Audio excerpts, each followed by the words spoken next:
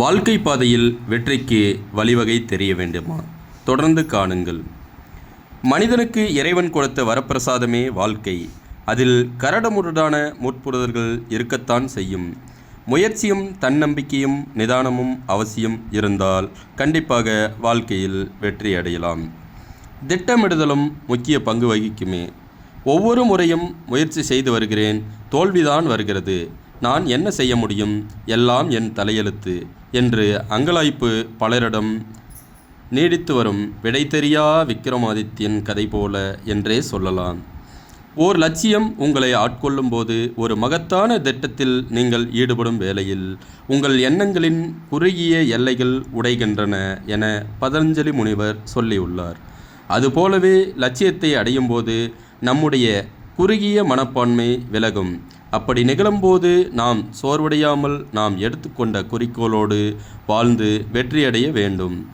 நமது தோல்விகள் கண்டு நம்மை ஏளனம் செய்யும் உறவுகள் மற்றும் நட்பு வட்டங்களின் செயல்பாடுகளுக்கும் விமர்சனங்களுக்கும் நாம் ஒருபோதும் முக்கியத்துவம் தரவே கூடாது.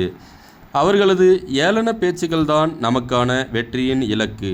நம்பிக்கை தளர்ந்தால் எல்லாம் போய்விடுமே. இதைத்தான் செட்கல் பெய்க் என்ற அறிஞர், உங்கள் தலையை தொங்க போடாதீர்கள், என்னால் முடியாது என எண்ணி மறுகாதீர்கள், இன்னொரு வழி நிச்சயம் இருக்கும், எப்படியாவது கண்டறியுங்கள் என சொல்லியுள்ளார். அவர் சொல்லியுள்ளது போலவே மாற்று வழி தேடுங்களேன்.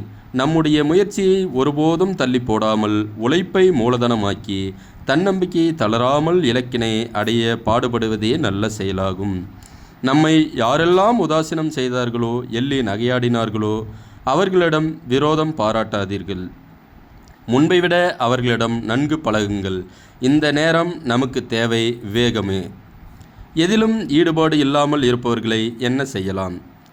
வீரியம் பெரிதல்ல, காரியமே பெரிதாகும். இந்த நேரத்தில் நமது குடும்பத்தினர்களின் ஒத்துழைப்பும் தேவையான ஒன்று. அதோடு இறை நம்பிக்கையில் தொய்வே அடையக்கூடாது, அதுவே பிரதானம். சிரித்த முகத்துடன் சந்தோஷமாக தோல்வியை முறியடிங்கள், அதுவே முயற்சிக்கான மூலதனம்.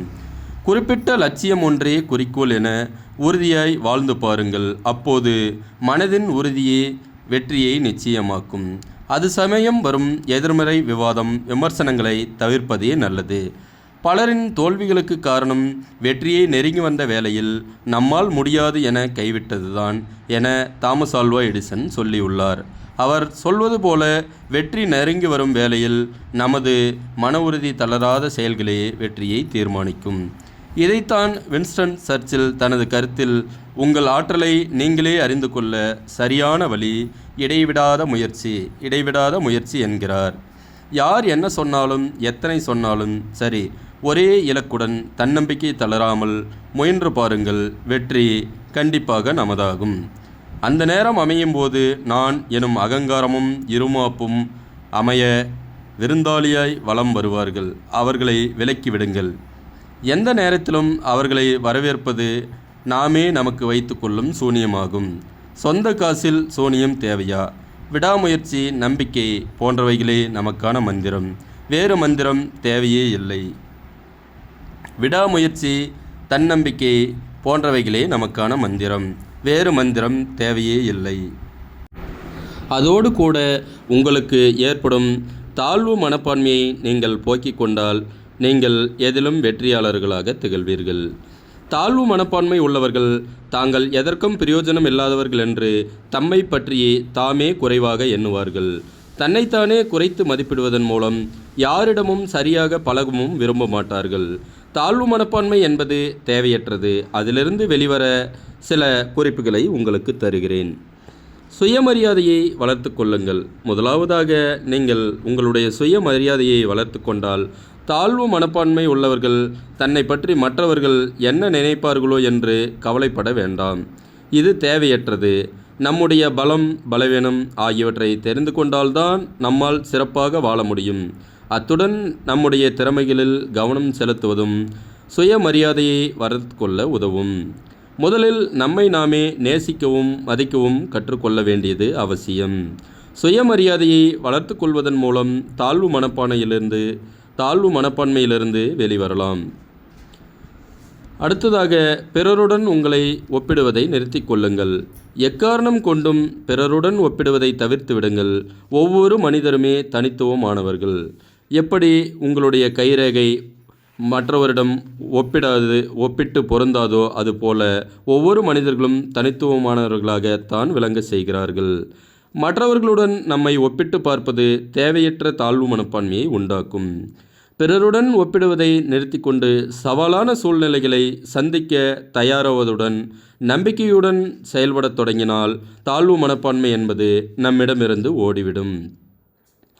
தவறுகளிலிருந்து பாடம் கற்றுக்கொள்ளுங்கள். தவறுகள் செய்வது மனித இயல்பு என்பதை உணர்ந்து கொள்ளுங்கள். தவறுகளிலிருந்து கற்றுக்கொண்டு திரும்பவும்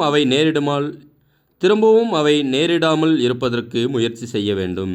வாழ்வில் முன்னேறுவதற்கான இலக்குகளை நிர்ணயித்து கொண்டு செயல்பட ஆரம்பித்தால் தாழ்வு மனப்பான்மை என்பது சிறிதும் உண்டாகாது.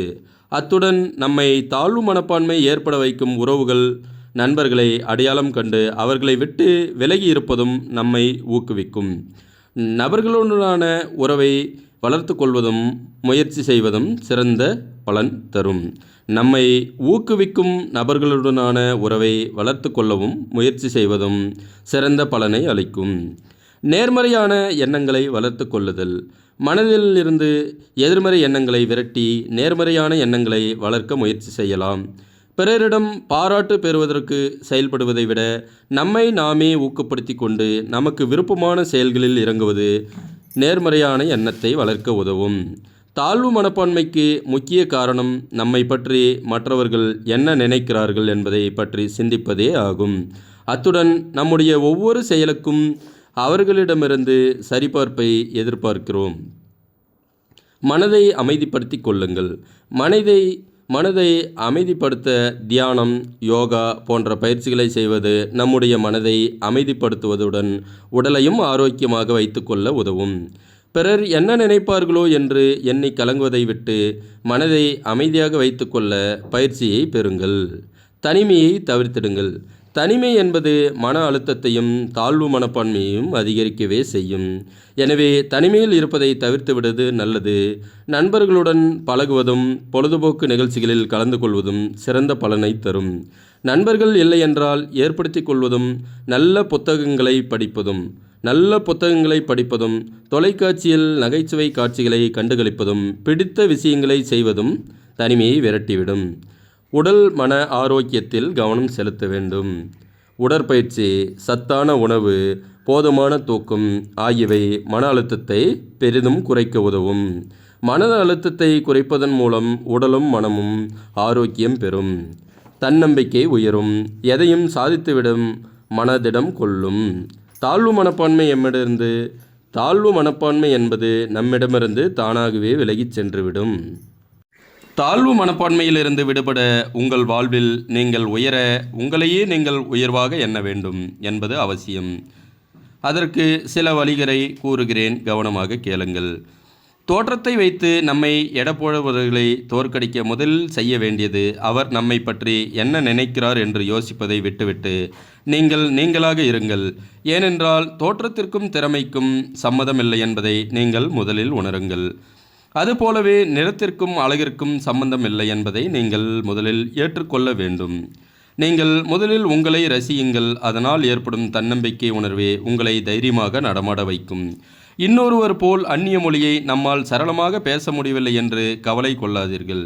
உங்களுக்கு இன்னும் பயிற்சி தேவை. கிண்டல் கேலிகளை தாண்டி தைரியமாக பேசும் மன உறுதி தேவை. அவ்வளவுதான். முக்கியமாக விமர்சனங்களை கண்டு பயப்படாதீர்கள். உங்களால் இது முடியாது, உங்களுக்கு எதுவும் தெரியவில்லை என்று யாரேனும் சொன்னாலும் அதை விரைவில் கற்றுக்கொண்டு முடித்து காட்ட தொடர்ந்து முயற்சி செய்யுங்கள்.